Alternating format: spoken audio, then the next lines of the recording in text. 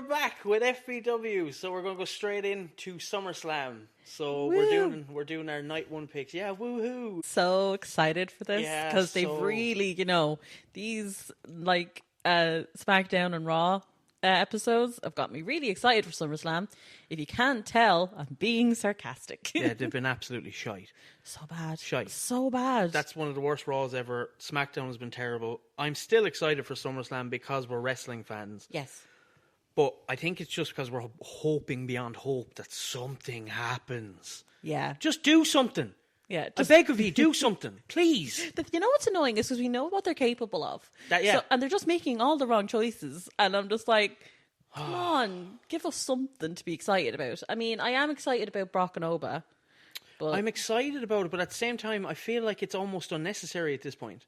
yeah. Like, we've done 3 of these matches. You had the perfect ending at WrestleMania. Yeah. Like, you had the perfect ending. Perfect. Oba beats him. Brock retires. Like, Brock could have came back and didn't even have to get involved with Oba. You know, Brock wanted to go to Minneapolis, though. That's why. But he's not retiring. Do you think Brock Lesnar's going to retire when WrestleMania is in Saudi Arabia next year and they're going to back up a dump truck of money to his fucking... Do you think Brock Lesnar is going all the way to Saudi Arabia for... Yes. You really think he travelled that far? For money, yes. He's done it multiple for times. human monies. Brock has never made it a secret. Money. You pay me, see you there. I can do business. Brock, you know what? I kind of respect it. yeah, it's fine. Like, it's absolutely fine. But like that, look, we're on about Brock and Oba. We'll go straight into our predictions. Yep. Brock and Oba, who you got? I have chosen Oba for this. I think Oba's going to win. Hell in a Cell, I think to have Oba beat Brock Lesnar in a Hell in a Cell match, that's just putting him on a pedestal that is just insane. Well, Brock is undefeated in Hell in a Cell matches. Exactly. So, yeah, I have the same. I have Oba winning. I think Brock is going to acknowledge him, Roman Reigns, at the end of it. And he's going to raise his hand. He's going to kind of give him the nod and be like, this is your mantle now. You're the beast. And Brock is going to disappear for a while, probably come back around WrestleMania season next year and then have a retirement match, I assume. But this better be the end of Oba and Brock because it has to be. I don't want to get sick of it, but I'm kind of already there. The Hell in a Cell is what's done it for me where I'm like, okay, cool. Because you had a match, 1 win each, third one in a cell. Awesome. Can I just say that weigh-in thing? What was that? Oh my God, that was so so shite. And why does Triple H insist on being Dana White? Like, I'm here, fellas. Hi, fellas, I'm here. Oh, I'm going to make sure that it runs okay, and I'm going to make sure that nothing goes sideways while I'm... Everything went sideways, and you were still standing there. Why do you need to be in the shot? Go away. He's just such an attention whore. Yeah.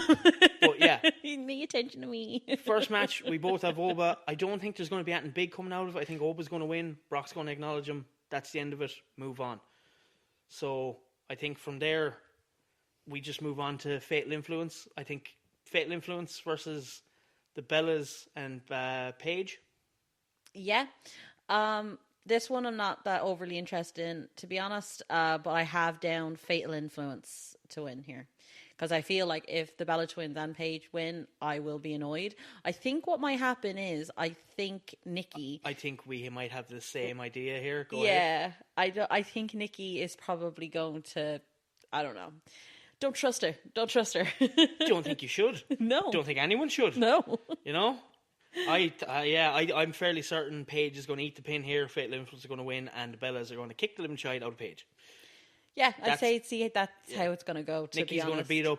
Makes sense. Nikki's going to beat up Paige. Bree's going to hesitate, and then she's going to be like, "Sister power," and then she's going to kick the crap out of her. Well, Paige needs to go out on her own because she does. I just don't think that being associated with the Bella Twins is like doing anything for her. Quick little side note, just off the top of my head, if we're going to have Paige versus the Bellas, you can also do a quick call-up from NXT to have someone with Paige to help her with the Bellas before Paige goes fully by herself. Tatum Paxley. Yes. That'd be good. It would be good. I really like that. But yeah, so we both have Fatal Influence for that match. Moving on then, we have Gunther versus Nick Aldis. This is another one of those where, you know me, I'm a Gunther guy. I love Gunther. I want Gunther with the title. I want Gunther to eclipse Roman's reign, pun intended, with the title. Like, give him everything. Like, you know, he's meant to be a monster. He's retired AJ Styles. He's retired John Cena. What are we doing?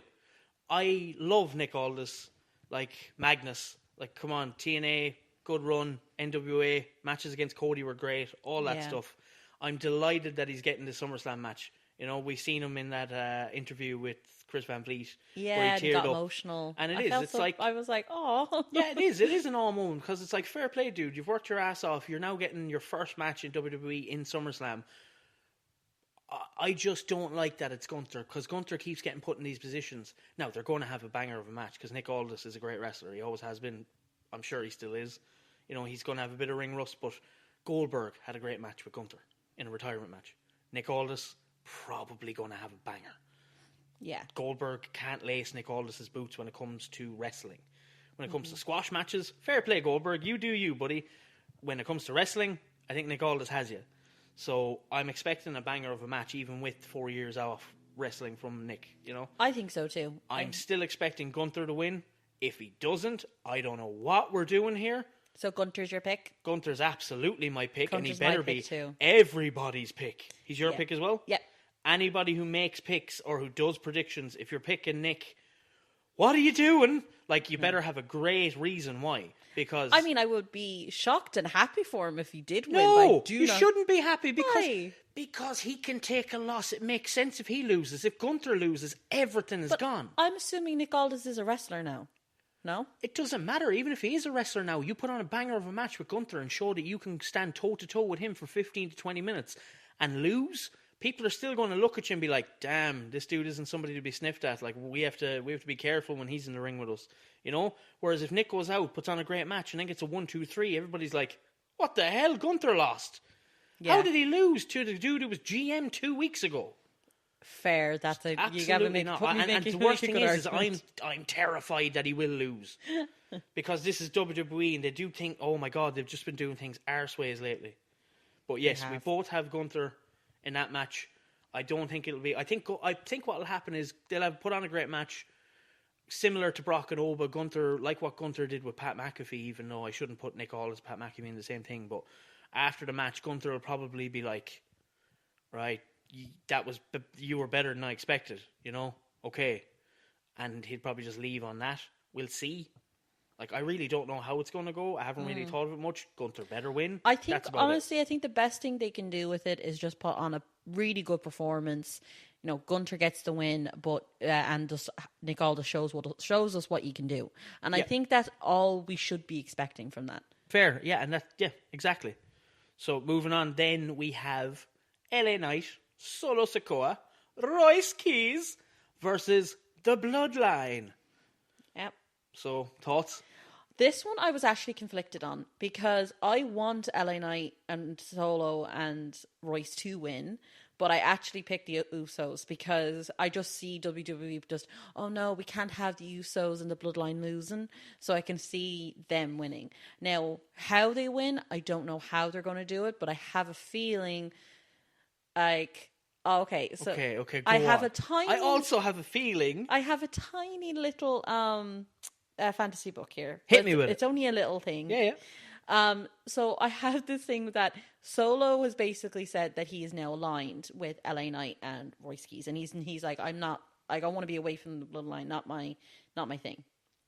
So it could be like a kind of, he's doing like a secret agent sort of thing, where he was basically being set up by Roman to basically be pally with them, and he was actually working for Roman and the bloodline the whole time. So he was infiltrating LA and Royce just to see what was going on. Exactly. So because they couldn't force their hand, or they couldn't do what they needed to do on their own, so they were like, let's be sneaky about this and get Solo. And once we gain their trust, then we'll turn on them, right? Mm-hmm. But Solo had his own plans. And he told them he was on their side, but he's not on their side. And you see him betraying them. The Usos win. He put up the runs up, and then Solo attacks the Usos and Jacob. And then he picks up the mic and he goes, I don't work for Roman. I don't work for LA. I work for myself. That's why I'm so low. Something like that. No, that's good. That's good. It's good cheese. Like that's It is that, good like, cheese, That's but the I kind like of it. no, but that's the kind of cheese that Solo can get over. Exactly. However, I've also gone with an idea, Okay. but I've gone a different way. So I reckon it's going to be. I'm same as you. I have the Bloodline winning. So I think the Bloodline win. But I think near the end of the match, like the end of the match, just before the pin or however it happens, you have Solo standing in the middle of the ring with Jacob, and Jacob's looking Solo in the eyes, and he's like, "We were like brothers, you know, like we were brothers. Like you were given your chance. Like choose your side, choose who you want to call your family." And Solo's just like does the Solo thing and just laughs at him and is like, "What you talking about, Jacob? I already chose my side." And Jacob's just like, "I ain't talking to you." And then the camera pans and we see Royce Keys behind Solo. And Royce, you can see the change in his face. And Solo just slowly turns around. And he kind of is like, "What?" And then Royce just hits him with that spine buster. Steps back. Jacob pins Solo 1, 2, 3. And now you have a serious heavy in the Bloodline. You have Roman, the Usos, Jacob, and Royce Keys. He's an honorary use. Exactly. He's kind of going to be like the Sammy. He can be like the Sammy way of more this intimidating. one. Like, don't get me wrong, you don't need to copy and paste everything, but Royce can be his own thing. Yeah. Like, look at that dude, and he is, you know, he has history with the Bloodline. He has history with Jacob. It does make sense. Totally does. I think they might go this way. I think yours makes way more sense than mine. Mine is way out there. Mine usually do make way more sense than yours because you're mental. I'm a bit, but I know. I'm way more mental. What are you talking about? yeah, but mine's more fun. No way. Mine is more. Well, no, I don't know. Anything to give Solo more of a limelight. I think everybody's loving Solo. I now. love Solo. He was the only good thing about Raw. On Raw's episode. I think there's one other thing, but I can't think. See, that's the thing. I'm trying to argue with you, but I also can't think of what the other good thing was. It was all just so bad. Let's not dwell on it. Let's not. Look to the future of SummerSlam and how great it's going to be if we were booking it. Look into the sky. Speaking of Sky, let's move on to Liv Morgan and Io Sky, motherfuckers. This match, I'm actually... What? Good segue. Thank you. I'm here all week. So, yeah, we move on to Liv and Io. So, first of all, who you got? This one as well, I was conflicted. I was like, I don't know which way they're going to go with it. Because Liv, I would be happy. Io, I would be happy. But also, if Liv wins, I don't know what they're going to do with Io. And if Io wins, I feel like Liv will be fine. So I feel like from that kind of thought process, I chose Io. Okay, fair. And is that all you have for that? Then you just have Io? I just have Io winning. I don't know how or why or... That's fair. Yeah. So, if the wrestling fans listening would like to get their tissues ready, because I'm going to tug on a couple of heartstrings here for a minute, okay? You went proper Southern with it. I did go proper Southern with it. Your heartstrings. I'm going to pull on your heartstrings, baby. Y'all listen up real nice and get all comfy, because you're going to be crying in about 3.5 minutes. Okay, we're going out of that accent. So, I have a proper fantasy book. Now, this is fantasy book. Okay. So, like, most of the time I like to fantasy book. I'm strapped in. With what? I'm strapped in. Do you say strap in or strap on? So, most of the time... Serious. Okay. And scene. Okay, so... I normally fantasy book from a point of realism because I like realism in wrestling. I like to be able to suspend my disbelief, but if you show me something that is just unequivocally impossible or something, like I will be taken out of it, you know what I mean? So I don't like to fantasy book when like fantasy, like somebody flies down with wings and blah, blah, blah. That's really stupid. I don't like that. I like to keep it real. Yeah. This is a fantasy book where it's hard to make it happen. WWE would have to accept a couple of mistakes, which they don't normally like to do. But I'm going to give it to you anyway and see what you think. So, match happens. Not really going to dwell on the match. The match happens. We get to the end of the match. Jessica Carr, I have as the referee. She takes a bump. cue Raquel Rodriguez and Roxanne Perez. Down to the ring they come, taking out Io, battering her, laying her out. She has no friends left. There's no Rhea. She's injured. She hasn't established any other friendships in the back, really. Like Sol, but Sol has been taken out now by Raquel on Monday after that was actually a big point on Monday. Not to go off topic, but we forgot that. Congratulations, Raquel. Very happy with that. But yes, Raquel comes down. She can lay her out with her new title. But yeah, they're going to put a beating on Io. Sol can't help because she's not at SummerSlam. She's injured, whatever way you want to call it. And Io's just taking a beating. She's just absolutely getting battered down, and we can see the writing on the wall. So they hit her with Roxanne hits her with Pop Rocks. Raquel hits her with a Tiana Bomb. And then Raquel and Roxanne hold Io up against the ropes for Liv to hit her Oblivion. And as Liv hits the ropes, the lights go out. And it's just, you can feel the energy. The lights stay off for 3 to 4 seconds. Lights come up. Boom, middle of the ring is Kairi Sane. Kairi's standing there. Liv, you can tell with the way Liv is, oversell like a motherfucker, please. We know she can do it. So just sell on your face of what the absolute fuck. Problem is, so Kairi then attacks Liv, lays her out, attacks Raquel, attacks Roxanne, boom, boom, boom, getting the better of them. Io tries to come back, but she's a bit too beaten. So problem is, numbers game. It's 3-on-1. So Raquel eventually, big boot, Kairi takes the bump, gets laid out.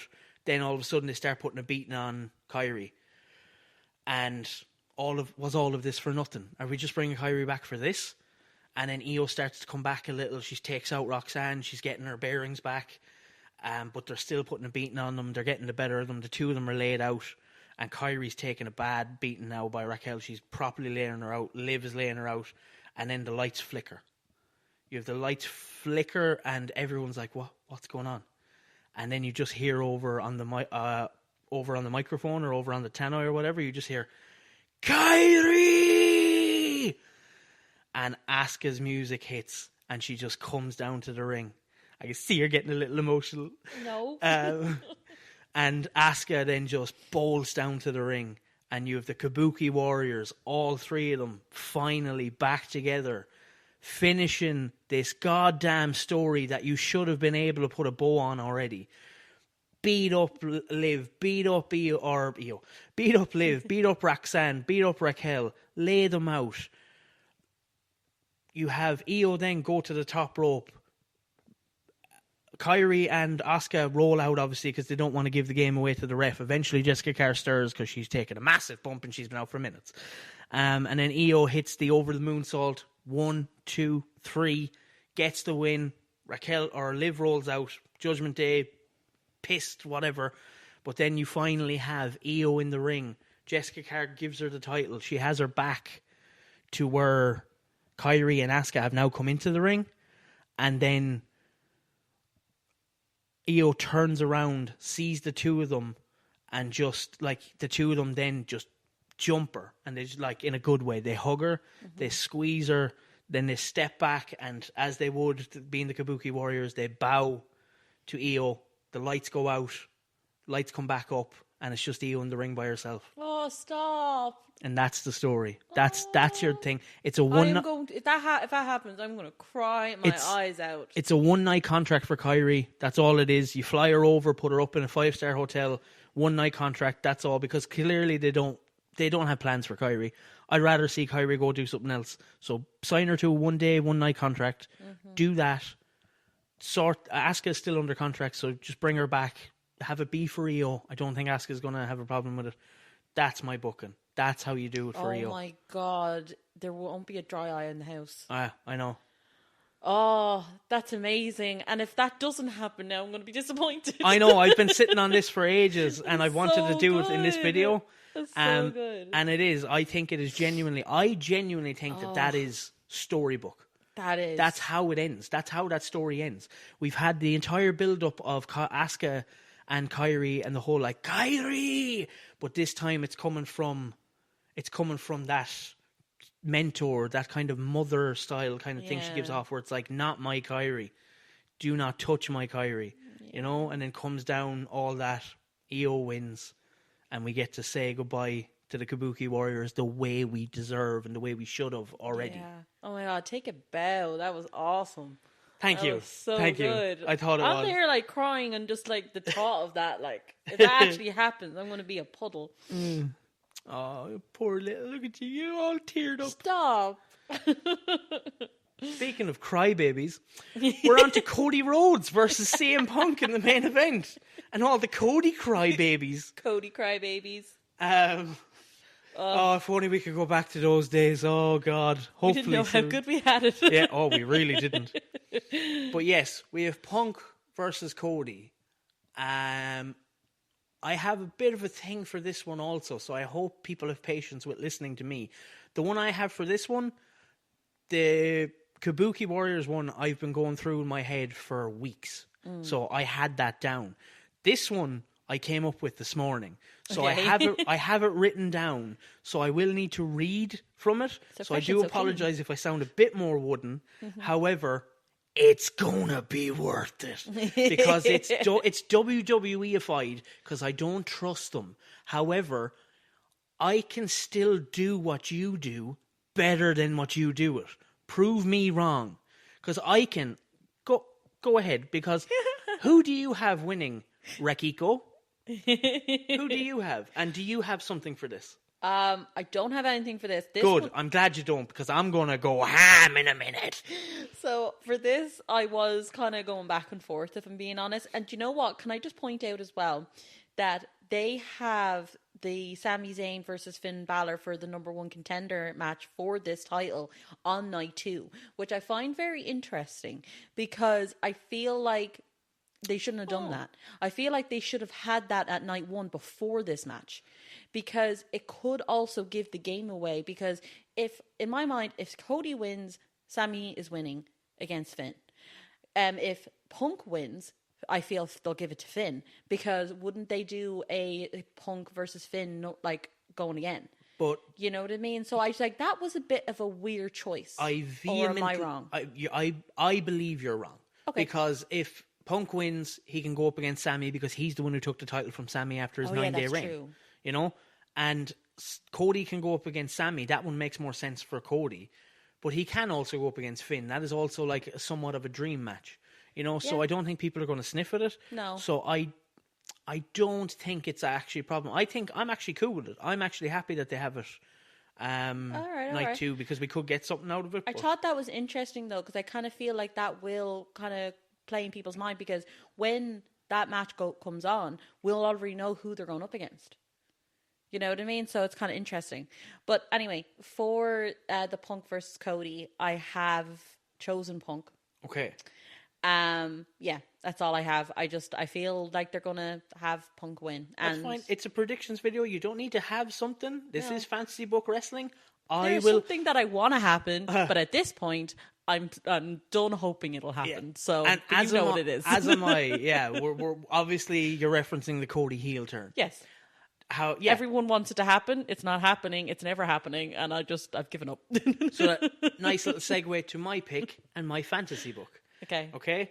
Which, spoiler alert, does not include a Cody heel turn. Does not. Exactly. This is why I can do it better than WWE.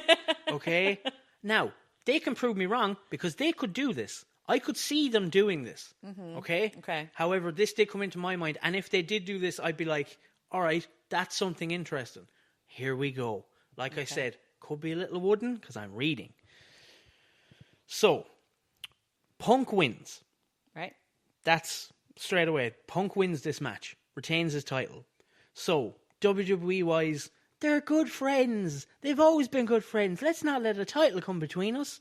So the Punk wins. They shake hands at the end, because Cody is a coward who's afraid to turn heel. Then the music hits, and we're hearing voices, because Randy returns. Finally. Randy walks down the aisle, and all the boards and entryways all light up with the letters RKO. Big, huge writing, RKO.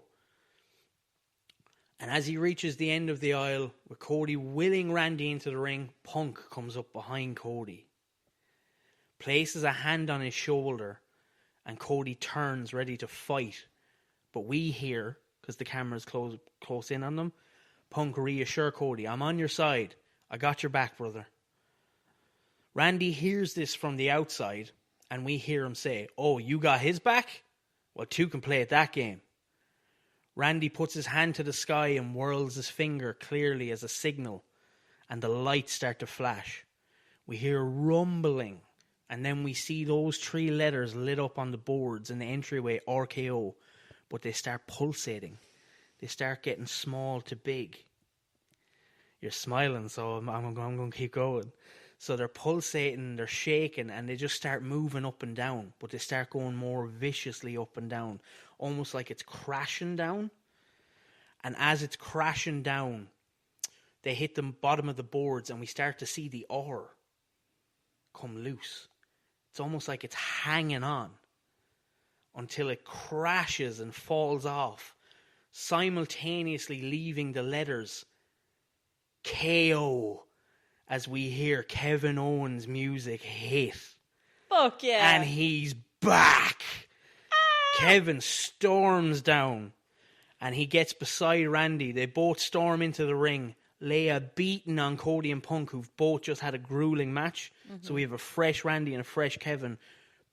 Beat the shit out of Cody and Punk. Randy's obviously focusing on Cody, but Kevin is clearly focusing on Punk. So they both stand tall.